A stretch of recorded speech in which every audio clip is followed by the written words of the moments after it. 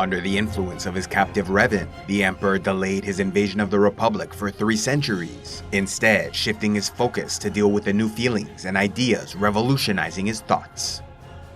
For 1,000 years, the Emperor believed himself untouchable, an immortal Dark Lord of the Sith, accomplishing feats beyond anything his predecessors could ever achieve.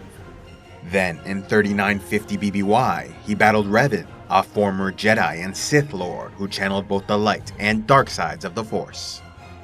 Confronted by something new and powerful, the Emperor felt his terrible fear of death resurface, realizing that perhaps there were powers in the galaxy that might rival his own, or else might threaten his life in the future. Therefore, after imprisoning Revan, he retreated further into the shadows of his empire to research past Sith and their quest for immortality, discovering the ritual of essence transfer used by Karnus Moor, one of the original Dark Jedi that founded the Sith Order and Empire. Mastering the technique, Vitiate hid his original, ageless pure-blood body under stasis in a secret location, while transferring his essence into a host body called the Emperor's Voice, from which he ruled the Sith Empire. Throughout the years, he inhabited numerous hosts, including a young human woman, an elderly Sith pureblood, and a human male. Truly determined to avoid death by any means, he eventually carved a dark side ritual onto his original body, so that if both his spirit and original body were ever destroyed, an imprint of the Emperor would unleash like a plague, capturing the minds of those nearby to merge into a single being, gaining power with every new body brought into the collective. Although the creature created would not have the memories of the Emperor, it would have its powers. With his immortality reinforced and a contingency plan in place, Vitiate next turned to yet another awakening in his mind. Not only did Revan provoke fear in the Emperor, but also burning curiosity, as if discovering a whole new side to the Force. Delving deep into Revan's mind during the years of his imprisonment, the Emperor learned all he could of the man, of his life in the Republic and immense love for Bastila Shan, seeking to understand how an unorthodox Force wielder could accomplish so much and reach such impressive heights of power.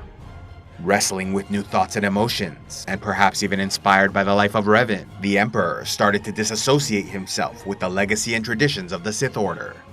Though he undoubtedly remained a dark side being, his personal philosophy evolved beyond the light versus dark side beliefs of the Jedi and Sith. Eager for a fresh start where he might experiment with these ideas, Vitiate's consciousness left Sith space chasing rumors of the Eternal Fleet, an ancient armada of automated ships which wrought havoc in wild space, until defeated by the ship Gravestone, wielding a powerful Omni-Cannon in a final battle above the planet Zakuul. The victorious ship was then scuttled in the swamps of Zakuul. Both the Eternal Fleet and Gravestone were built by a highly advanced species from the planet Iokath, with the victor remembered by the people of Zakuul as the dragon god Zildrog. Though part of him remained to speak through the Emperor's voice, his realm was left to be administered almost entirely by the Dark Council, with Vitiate appearing increasingly distracted and uninterested in the affairs of the Sith Empire. Traveling into wild space, he found the planet Zakuul and learned of its people, encountering a primitive population of humans, now worshipping a pantheon of 6 old gods in the religion of the Old Ways, creating a mythology around 6 superweapons from the planet Iokath, which attacked their world many years earlier, wiping out large segments of the population. By this time, the Gravestone-inspired deity Zildrog, which predated the pantheon, was combined with the old god Isaac's, the ultimate devourer. Each of their nomadic tribes were ruled by a Force-sensitive matriarch, champion, and high shaman. Inspired by these grim and strong-willed people, the Emperor's consciousness chose the warrior Valkorion as his new host, before using the local belief system to his advantage, claiming to be the demon savior prophesied in their religion, an outcast who rose to challenge and overthrow their chief god Isaac's to become an immortal god of gods that might lead the people into a new era. Ruling as their god emperor, Valkorion founded the Eternal Empire, creating an advanced, prosperous, and content civilization by implementing his newfound philosophical values, unbound by light and dark side limitations. Showing his people kindness, compassion, and justice, in addition to iron-handed authoritarian leadership, the people of Zakuul thrived, ever grateful to their wondrous leader as they reached great heights of wealth and power.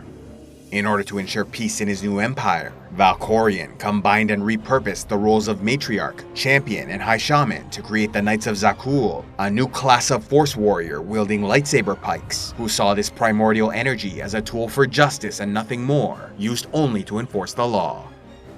While the Knights trained their Force powers through physical combat, Valkorion created the Scions to serve as champions of the mind, often focusing their Force powers to see the future for their master, becoming fanatical in their belief of destiny and the truth of their visions.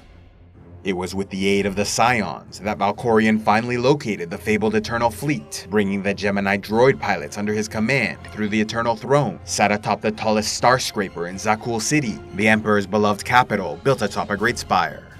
A massive undertaking, their greatest minds worked for generations to build the Eternal Throne, completing its construction roughly 2 centuries after the capture of Revan. Forging a powerful civilization where he earned the people's love and respect, the Emperor was so proud of his accomplishment he changed his long-term plans, abandoning his ambitions for the Sith Empire to instead seek the rise of the Eternal Empire as conquerors of the galaxy. To accomplish this goal, he would go ahead with the Sith Empire's invasion of the Republic, in the hopes of weakening both substantially, while also using the massive death count to refuel his immortality. Throughout the centuries of preparation for the coming war, at some point, the Emperor recruited the Force-sensitive Ovair family of the Republic, using them as infiltrators, spies, and agents within the Jedi Order. In 3756 BBY, the Emperor activated his servant Beryl Ovair and sent him to the planet Yavin 4 on a mission to destroy the spirit of Naga Sadow. Vitiate once lived under the reign of and owed allegiance to the Emperor Naga Sadow, who defeated Ludo Kresh to succeed the Great Marker Ragnos. But after 1,000 years ruling an empire of his own, the knowledge that Naga Sadow's spirit lived on inflamed his Sith senses, meaning this being was a rival that must be eliminated. Arriving on Yavin 4 with his apprentice Isen Gint, Beryl Ovair delved into the depths of a great temple where they were attacked by the descendants of Sadow's ever-faithful Massassi warriors. Returning to the Jedi without his apprentice, it is believed Ovair purposely left Gint behind as part of a larger strategy, offering a tempting target for Sadow's spirit to inhabit. In this way, Sadow would be encouraged to leave the protection of his temple and seek out Beryl Ovair as a known adversary and servant of the rival emperor. This plan worked to perfection, as Sadow took Gint's body and attacked Ovair in broad daylight on Coruscant, putting up a valiant struggle before he was defeated and destroyed by the undercover Jedi. Succeeding in his mission, Ovair not only destroyed Naga Sadow for his Sith master, but was also hailed a hero by the Jedi and Republic. Taking Yavin 4 as his own, the Emperor founded an Imperial Guard Academy to protect the Temple of Sacrifice, which housed an ancient artifact that would allow its owner to absorb all life on the moon. Establishing yet another failsafe, this artifact would activate if his Sith host, the Emperor's voice, was assassinated, thereby allowing him to regain any strength lost from such a blow. A special thanks to all those who contribute to Civilization X, like Sith Ben 24, Barachado, Daedry Dragon's Wit, and Tio the Iron Banker. If you'd like to help the channel, be sure to give a like, leave a comment, subscribe, and click on the links below, or else go to patreon.com/civilizationx, where you can gain early access to videos, vote on future content, and watch the Patreon-only series, Heroes of Lore and Legend.